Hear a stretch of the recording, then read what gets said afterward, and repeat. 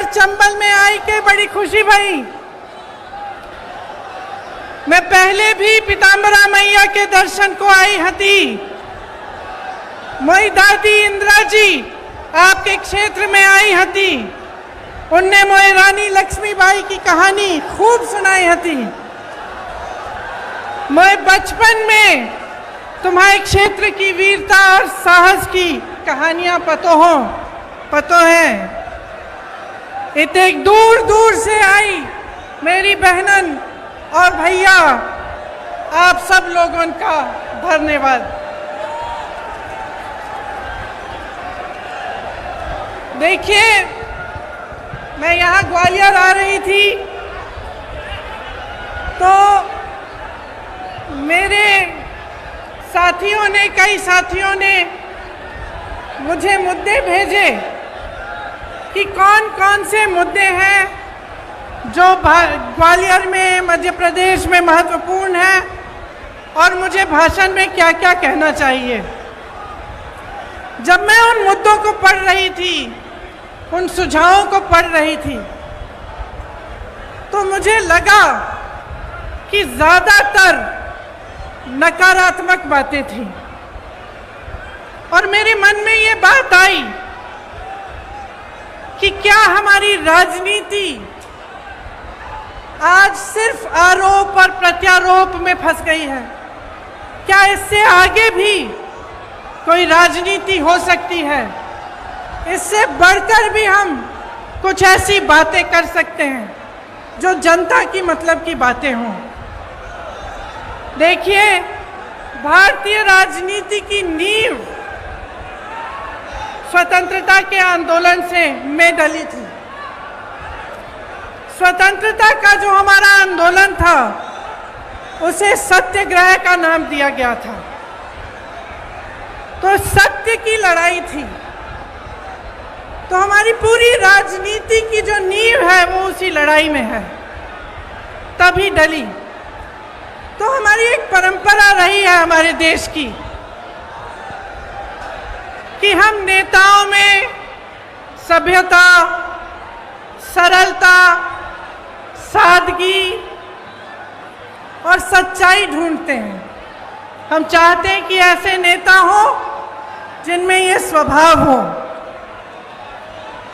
और किसी के आधार पर दर्शकों के लिए हमारी राजनीति चली। लेकिन आज परिस्थितियां बदल गई हैं। आरोप प्रत्यारोप, एक दूसरे की बुराई, हम मंच पे आते हैं, आपको गिनवा देते हैं कि इनके क्या गुण हैं और अवगुण हैं, वो हमारे गिनवा देते हैं। और मुझे अक्सर लगता है कि इस बीच जो जनता के असली मुद्दे हैं वो डूब जाते हैं। आजकल शोहरत, बड़े बड़े बिजनेस वालों को देश की संपत्ति सौंपने की राजनीति, अहंकार की राजनीति चलती है। मैं भी जब यूपी गई तो मेरे साथियों ने बोला, दीदी बड़ी गाड़ी में बैठो। मैंने कहा क्यों? कहते भोकाल होना चाहिए। तो आजकल भोकाल की राजनीति है, शान शोहरत की राजनीति है और कहीं पे बीच में जो जनता की समस्याएं हैं, जो सत्य है इस देश का, वो डूब रहा है। यहाँ खड़े होकर ये कहना बहुत आसान है, दूसरों की आलोचना करना बहुत आसान है। आखिर राजनीतिक सभ्यता को कायम रखने की सबसे बड़ी जिम्मेदारी किसकी होती है? प्रधानमंत्री की ही होती है। लेकिन 2 दिनों पहले की बात है, विपक्ष की बहुत बड़ी मीटिंग हुई। तमाम विपक्षी दल के बड़े बड़े वरिष्ठ नेता आए। उसी दिन या अगले दिन प्रधानमंत्री जी का एक बयान आया और इस बयान में उन्होंने कहा कि जितनी भी विपक्ष के नेता हैं, जितने भी विपक्ष की पार्टियां हैं, एक झटके में प्रधानमंत्री जी ने जैसे सब धान 22 पसेरी, सबको चोर बोल डाला। इतने वरिष्ठ नेता, अपने अपने प्रदेशों के प्रतिनिधि, बड़ी बड़ी पार्टियों के नेता, जिन्होंने आजीवन देश के लिए संघर्ष किया, जिनका देश प्रदेश में आदर है, जो जनता के मुद्दे उठा उठा कर आगे बढ़े राजनीति में, उनका इस तरह का अपमान प्रधानमंत्री जी ने खुद कर दी। और दूसरी तरफ देखिए, मणिपुर में 2 महीनों से पूरा प्रदेश जल रहा है, घरों में आग लगाई जा रही है, मार काट हो रही है आपस में, महिलाओं के साथ भयावह अत्याचार हो रहा है, बच्चों के सर पर छत नहीं रहे, और हमारे प्रधानमंत्री जी ने 77 दिन के लिए कोई बयान ही नहीं दिया इस पे। वहां पे एक्शन लेना छोड़िए, एक लफ्ज नहीं कहा। कल मजबूरी में, क्योंकि एक इतना भयावह वीडियो वायरल हुआ कि वो फिर चुप नहीं रह पाए, तो मजबूरी में कल एक बयान दिया उन्होंने, एक वाक्य बोला, और उस वाक्य में भी राजनीति घोल दी। उस वाक्य में भी उन्होंने उन प्रदेशों का नाम ले लिया जिसमें विपक्ष की सरकार है। तो मैं आपसे पूछना चाहती हूं कि ये जन आक्रोश लिखा है, ये जन आक्रोश किस बात का? ये जन आक्रोश आपके ही मुद्दों पर है कि नहीं है?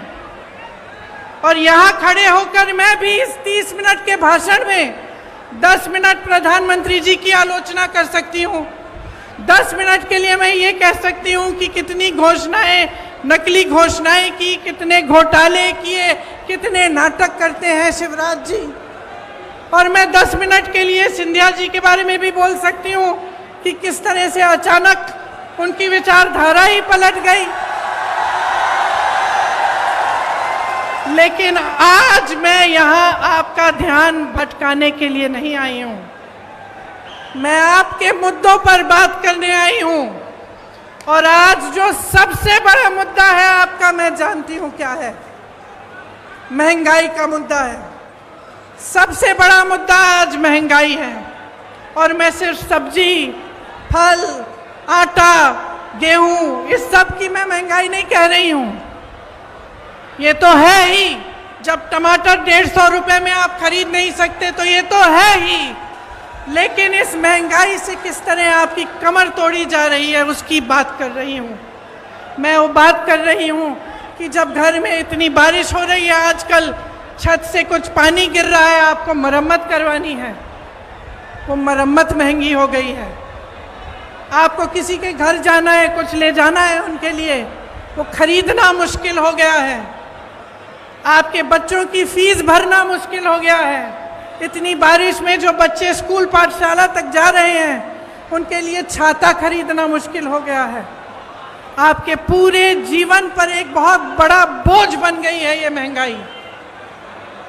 तो ये सिर्फ टमाटर के भाव की बात नहीं है, ये बात आपके जीवन की है कि किस तरह आप गुजारा कर पा रहे हैं, मैं समझ नहीं पा रही हूँ। मेरी बहनें यहाँ बैठी हैं, सबसे बड़ा बोझ इन पर है। समाज का बोझ, महंगाई का बोझ मेरी बहनें उठाती हैं सबसे ज्यादा। आज रसोई के लिए सामान खरीदना है, तेल खरीदनी है, वो भी नहीं मिलती। गैस का सिलेंडर मिलता तो था, उसमें गैस भरना ही मुश्किल हो गया है। आज आपको खरीदने जाना है तो 1000 रुपए से कम नहीं मिल रहा। बच्चों की परवरिश कैसे होगी? सुबह उठ के आप अगले दिन का सामना कैसे करते हैं? कोई बीमार पड़ जाता है तो घबराहट उनकी भी होती है और इस बात की भी होती है कि मैं दवाई कहाँ से खरीद के लाऊं। घर पे बीमार पड़ा है, लेकिन दुकान जाकर इतनी महंगाई है कि दवाई ही नहीं मिलेगी, मैं क्या करूं? आज ये है आपकी परिस्थितियां। तो इस बीच मुझे उचित नहीं लगता कि यहाँ आकर मैं फिजूल की बातें करूं, मैं दूसरों की बार बार आलोचना करती रहूं। मुझे ये उचित लगता है कि हर चुनाव में, हर प्रदेश में, हर गांव में, हर मोहल्ले में जब कोई नेता जाता है तो उसे जनता के मुद्दों पर बात करना पड़ेगा। उसको बताना पड़ेगा कि ये महंगाई क्यों है, कि महंगाई के साथ साथ इतनी बेरोजगारी क्यों है, कि एक ऐसी सरकार क्यों है आज हमारे देश में जिसने पूरी की पूरी देश की संपत्ति एक या दो बड़े बड़े बिजनेस वालों को बेच दी। जहां से आपको रोजगार मिलता था, उन कंपनियों को जब इन्होंने अपने मित्रों को सौंपा तो उनको मालूम होगा कि आप बेरोजगार होंगे। आपको रोजगार कहां से मिलता था? पीएसयू से मिलता था, बड़ी बड़ी जो सरकारी कंपनी थी उनसे मिलता था। आपको रोजगार खेती की कमाई से मिलता था, आपको रोजगार सेना से मिलता था, आपको रोजगार छोटे छोटे व्यापार से मिलता था। आज परिस्थितियां क्या हैं? जो बड़ी बड़ी कंपनियां हैं वो तो सारी सौंप दी इन्होंने अपने दोस्तों को। सेना की भर्ती का क्या किया अग्निवीर का आप जानते हैं। आपका ये जो क्षेत्र है ग्वालियर का क्षेत्र, रानी लक्ष्मीबाई जी का क्षेत्र है, यहां से तमाम वीर जवान जाकर हमारे सरहद पे खड़े होते हैं। आप जानते हैं सबसे अच्छी तरह कि जब से अग्निवीर की स्कीम आई और 4 साल की सेना में भर्ती कराई गई, तब से क्या स्थिति है। मैं कुछ हरियाणा के नौजवानों से मिली, उन्होंने मुझे बताया कि ट्रेनिंग से ही लोग वापस जा रहे हैं घर। तो कहते हैं कि हम इतनी ट्रेनिंग, इतनी कड़ी ट्रेनिंग कर किस लिए रहे हैं। हम इतनी कड़ी ट्रेनिंग इसलिए कर रहे हैं कि 4 साल बाद हम बेरोजगार होकर वापस आ जाएं, और जब घर आएंगे तो सरकार ने ये परिस्थितियां बना दी हैं कि घर पे भी किसानी से चाहे जितनी भी मेहनत कर लो, इतनी महंगाई है, इतनी मुश्किलें हैं कि किसानी से भी नहीं कमा पाएंगे। तो घर आकर क्या करेंगे? वहां भर्ती के लिए तमाम नौजवान पढ़ाई करते हैं, माँ बाप मेहनत की कमाई से उनके लिए पैसे इकट्ठे करते हैं। कोई 10,000 की ट्यूशन, कोई 20,000 की ट्यूशन करता है, और फिर देखिए पटवारी के इम्तिहान में किस तरह से घोटाला हो गया। तो इन चीजों का समाधान क्या है?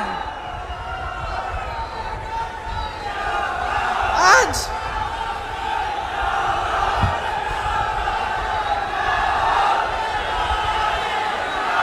शर्म की बात है, शर्म की बात है कि सिर्फ मात्र सरकारी जो नौकरियां हैं मात्र 21 दी गई हैं पिछले 3 सालों में। 2018 में जब हमारी सरकार बनी थी तब इन्होंने सरकार गिराई।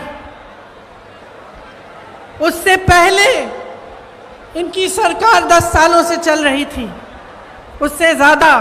आज 18 सालों से इनकी सरकार है और ये परिस्थितियां हैं। तो चुनाव के पहले ये कहने का क्या फायदा है कि हम फलां स्कीम बनाएंगे, हम महिलाओं को कुछ देंगे, हम नौजवानों को रोजगार देंगे। क्या फायदा है? 18 साल से तो आप सरकार में रहे हैं, तब तो आपने कुछ दिया नहीं।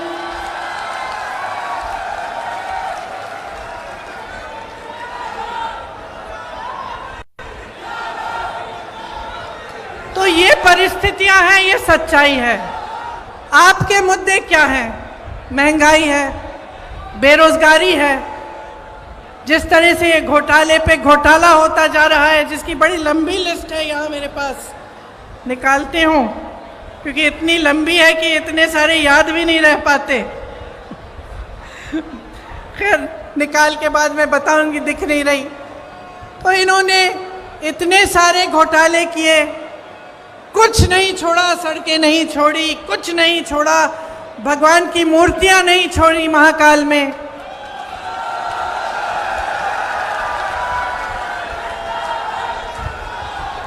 देखिए